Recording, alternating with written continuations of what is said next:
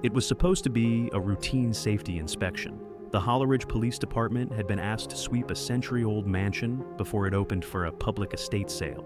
The new inheritor, a reserved young woman named Rachel Monroe, had only just stepped foot into her great-uncle's home and wanted to ensure everything was in order.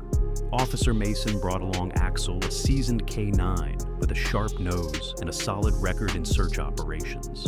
For most of the sweep, Axel was calm, padding quietly beside the team through dust-covered halls and cobwebbed rooms. But everything changed when they entered the study. Axel froze. His ears shot up, body rigid, and a low growl vibrated from his chest. Without warning, he began barking loud, sharp, unrelenting, his eyes fixed on a tall, antique bookshelf. At first, the officers suspected a small animal, maybe a rodent nesting behind the shelves, but Axel's intensity said otherwise.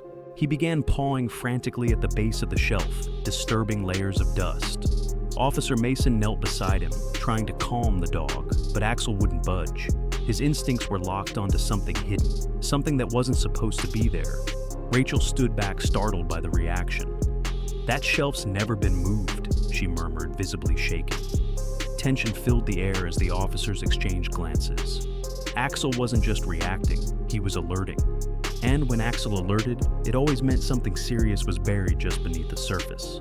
As the officers took Axel's signal seriously, they began carefully removing books from the old oak shelf. The air grew heavier with each layer of dust unsettled, and the room fell into a tense silence. One of the officers, a younger man named Carter, ran his fingers along the back panel of the bookshelf and suddenly paused.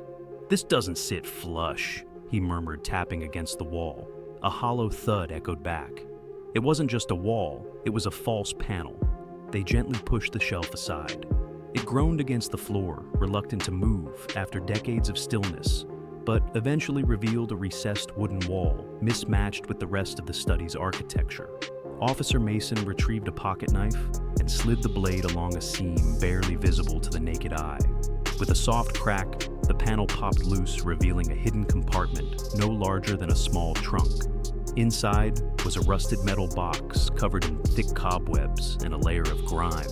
The latch, though fragile, held fast. Mason pried it open with a gloved hand. What lay inside stopped everyone cold. There were several faded black and white photographs, some depicting a young woman, standing in front of the very fireplace behind them. Beneath the photos were delicate jewelry pieces, brooches, earrings, and a small heart-shaped locket. But it was the last item, a leather-bound journal with curling edges and brittle pages, that brought the deepest hush. Carefully, Mason opened the journal. The handwriting was shaky, the ink faded but still legible. At the top of the final page was a name, Lillian Barrett, and just below it, a line that turned everyone's blood cold. "No one will ever find her, not as long as this house stands." Axel stood quietly at the door, still watching the shelf tail, still ears alert. Whatever was buried here wasn't just dust and memory. It was a secret one that had waited half a century to be found. The room had fallen into an eerie silence as the officers gathered around the journal. The handwriting, though, faded, painted a story that chilled them to their core. It was written by a man named Thomas Langford, the former owner of the estate and fiancé of Lillian Barrett, the woman in the photographs who had vanished without a trace nearly 50 years ago. The journal recounted a troubled relationship filled with jealousy and emotional volatility. Page after page, Thomas poured out his anguish, heated arguments, threats whispered through clenched teeth, and finally a night that spiraled out of control. According to his own words, Lillian hadn't screamed that night, but she'd begged. He described how she fell, how she didn't get back up, and how overwhelmed by panic and shame he hid her body in a place no one would think to look. There was no mention of police, no mention of remorse, only guilt too heavy to confess aloud. Instead, he had buried the truth in silence and sealed it behind wood and dust, locking away the only record of what had happened. The final line in the journal was the most haunting of all. "I couldn't face what I'd done, so I buried the truth with her. But sometimes I still hear her behind the wall." The officers exchanged stunned glances. Lillian Barrett's disappearance had been a mystery in the town of Holleridge for decades. Everyone remembered her as the bright young woman who vanished just days before her wedding. Rumors had swirled for years. Some claimed she had run off. Others suspected foul play, but without evidence, the case had gone cold and remained buried in the archives of the local precinct. Now, in the quiet of the dusty old study, that silence was breaking. The past was clawing its way back into the present, demanding to be acknowledged. Axel, still unmoving, let out a low whine, almost like he too felt the weight of what had been uncovered. And this was just the beginning. The truth wasn't only written in ink, it was waiting buried deeper still, perhaps beneath the very floor they stood on. The next morning, a team of officers traveled to Rose Pine Care Facility, a quiet assisted living center 2 towns away. It was there that Thomas Langford, now 84, and in declining health, had spent the last several years of his life largely alone and forgotten. When they found him, he was seated by the window in a wheelchair, gazing out at the trees beyond the glass hands folded neatly in his lap. His once sharp eyes were clouded, but the moment he saw the journal in Officer Mason's hands, something shifted in his expression. At first, Thomas denied everything. "She left me," he mumbled, avoiding their eyes. Lillian got cold feet. She was always dramatic. But when they placed the journal on the table in front of him, along with the photograph of Lillian in front of the old fireplace, his hands began to tremble. His breath caught. Slowly, he reached out and brushed his fingers along the leather cover, like touching the past he had tried so long to forget. "She wouldn't stop crying," he whispered, voice fragile and trembling. "She said she was leaving. I didn't mean to. I just wanted her to listen." The confession came in fragments, but it was enough. He admitted that after Lillian died, struck during the argument, he panicked. Fearing scandal in prison, he wrapped her body and buried her beneath the concrete floor of the basement just before the house underwent renovation. The keepsakes and journal were hidden in the wall, a self-imposed prison of guilt. Axel hadn't been barking at the bookshelf itself, it turned out. He'd picked up the faint, decayed scent of human remains beneath the floor. Even after 50 years, the scent lingered just enough for a trained dog to detect what generations of people could not. A search warrant was issued that same day. That evening, forensic crews returned to the estate with ground-penetrating radar and excavation tools. Axel led them down into the cool, musty basement. The floor was uneven cracks running across old cement. In one corner, now cleared of storage shelves, Axel sniffed and let out a single sharp bark. They had found the place. Officers marked the location and began the careful process of chipping away at the concrete.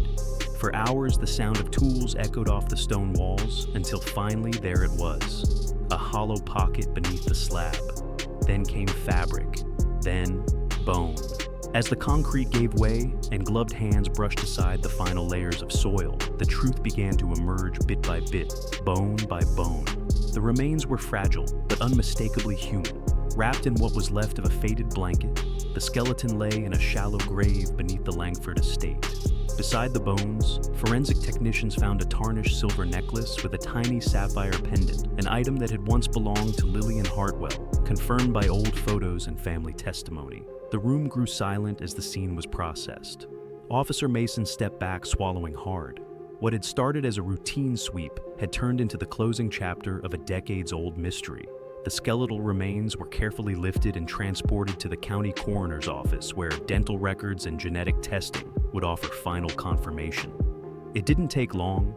Within 48 hours, the lab results were in. The remains matched Lillian Hartwell with 100% certainty. The cold case file that had haunted the town of Elmridge since 1973 was officially closed. But justice had not waited for paperwork. Axel had already ensured it began the moment he barked at that bookshelf. News of the discovery spread rapidly through the small town. Locals who remembered Lillian as a bright, kind-hearted teacher wept at the headlines.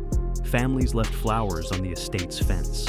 Forensic photos and excerpts from Lillian's journal were sealed in the official record, but her story now lived on as more than just a footnote. Axel, the German shepherd who had uncovered the first clue, was quietly recognized at a town ceremony held just days later. Children petted his thick fur as local officials praised his instincts. A medal was placed on his collar, etched with a single word, truth. In the background, Thomas Langford's arrest was processed.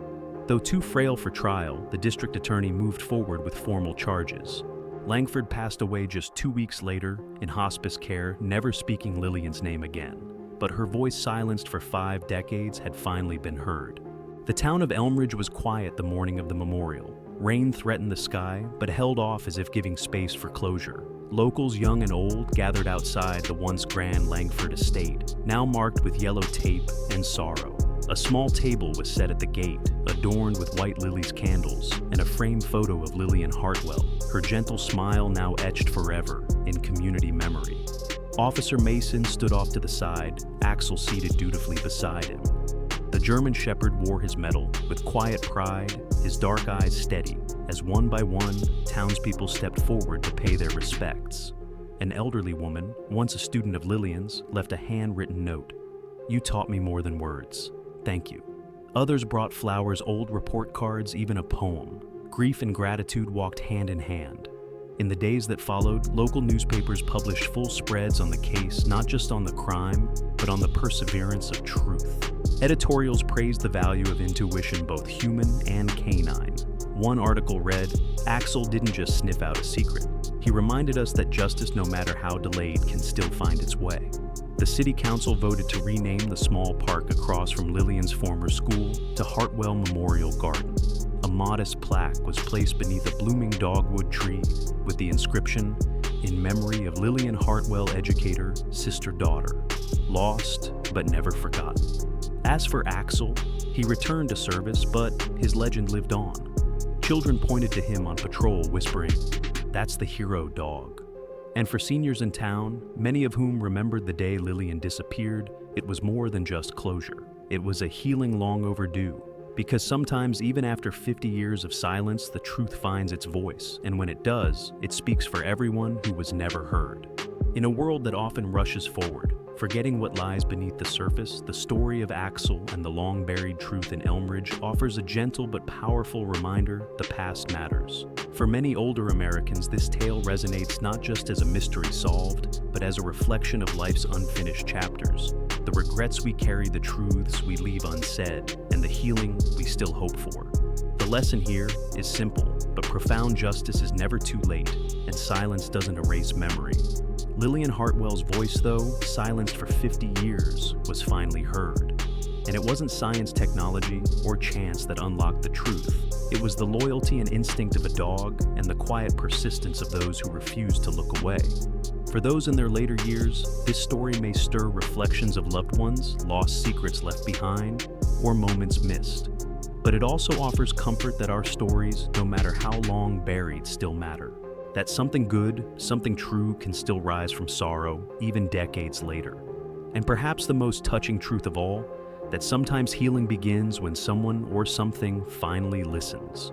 So, whether you're holding on to memories waiting for answers, or simply wondering if it's too late to make peace with the past, this story says it's never too late to uncover hope.